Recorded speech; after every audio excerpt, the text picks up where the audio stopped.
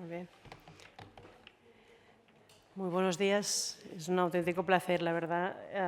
Y además es que ha sido simplemente entrar y todo el mundo diciendo pero qué bien está yendo, qué bien, qué lástima que se termine.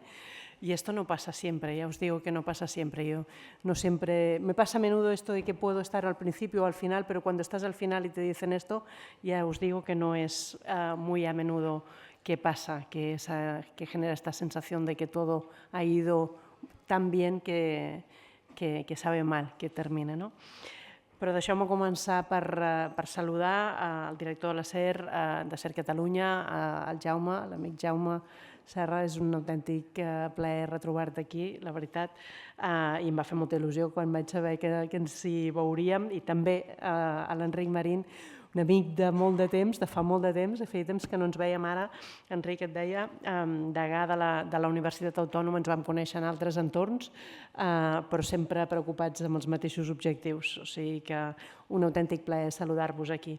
I moltes gràcies per convidar-me a cloure aquest Congrés Internacional de la Ràdio, que em fa especial il·lusió perquè, a més, s'emmarca en els 100 anys de l'aparició de la ràdio a Espanya i, evidentment, aquesta és una celebració, tots ho sabem, molt lligada als 100 anys de Ràdio Barcelona.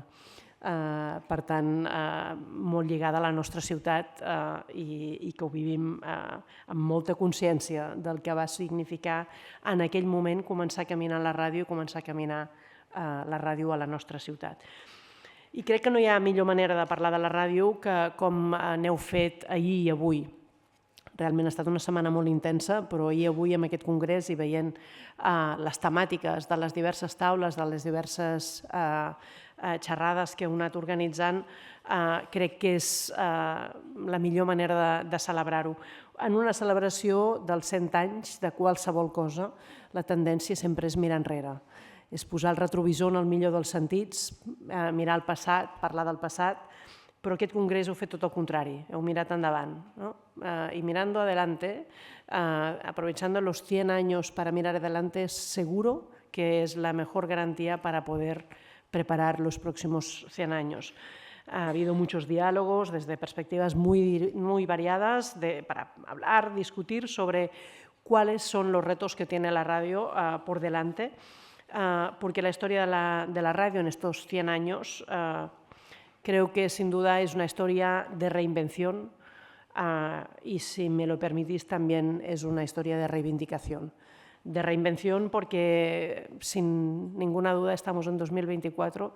Creo que si hubiéramos estado hablando de esto o aquellos que estuvieron hablando del futuro de la radio hace 50 años, probablemente no se lo habrían imaginado como el que tenemos hoy.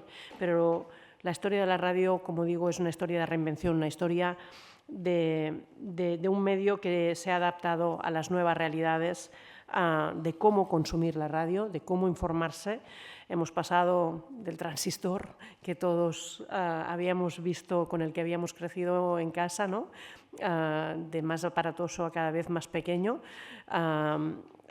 Hemos pasado del transistor al teléfono móvil, hemos pasado de la radio analógica a la radio online y a los podcasts.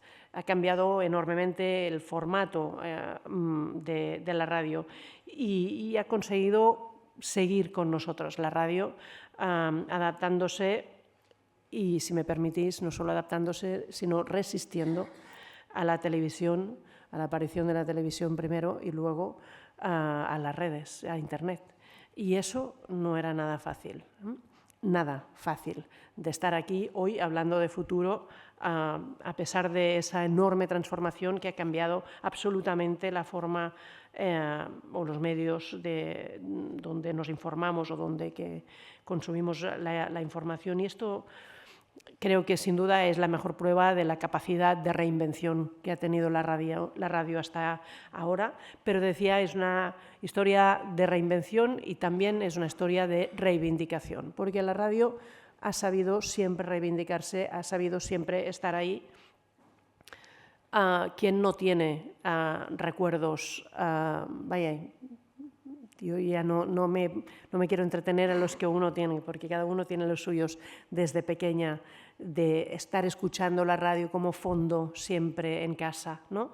De entrar en la cocina para escuchar algo que si habías salido de la cocina te habías perdido en ese momento, ¿no? La radio siempre ha estado ahí haciéndonos compañía en los buenos momentos, en los momentos más duros, en los momentos más felices, en los momentos en los que quizá nos sentíamos más solos. En todo caso, siempre acompañando los entornos donde uno ha tenido como probablemente única compañera la radio. Y eso deja huella. Y eso creo que es la mejor fidelidad que le podemos pedir a alguien que nos acompaña en la vida. Y la radio nos continúa ayudando a entender ese mundo después de 100 años que ha cambiado tanto, ¿no?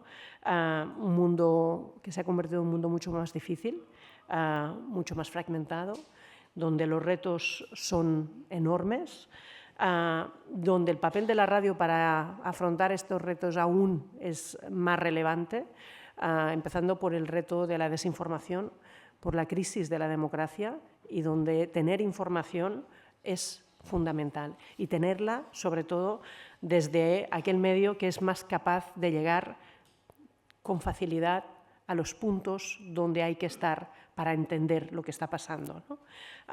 Para poder ayudarnos a tener esa conciencia crítica que es esencial para poder afrontar este mundo a veces tan incomprensible, ¿no? Para que pueda enriquecer el debate público, algo que es esencial para poder tener una democracia de calidad como la que estoy convencida que todos los de aquí queremos y muchos más, y en definitiva para entender la realidad, para entender el mundo que nos rodea, ¿no?